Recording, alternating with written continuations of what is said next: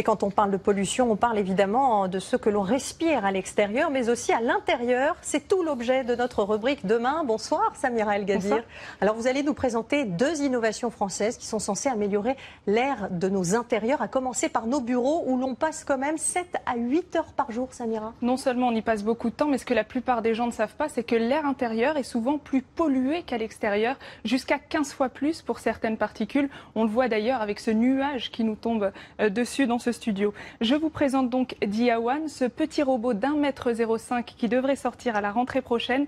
Il détecte les sources de pollution dans les bureaux pour purifier tout simplement l'air qu'on y respire. Alors comment il s'y prend? Expliquez-nous. Eh bien, il commence par se promener autour des salariés de manière complètement autonome, vous allez le voir. Voilà, et grâce à sa caméra à 360 degrés, grâce à une vingtaine de capteurs dont il est équipé, et grâce notamment à l'intelligence artificielle dont il est doté pour éviter les obstacles, il fait sa vie et dans sa promenade, lorsqu'il détecte une source de pollution, qu'elle vienne des produits d'entretien, qu'elle vienne de la ventilation ou de la moquette, eh bien, il va d'abord nous indiquer que la zone est à traiter grâce à un message. Et vous le voyez, il aspire en fait l'air pollué par le bas, il le filtre à l'intérieur grâce à une mousse très haute technologie pour ressortir ensuite de l'air purifié, cette fois-ci par le haut du robot.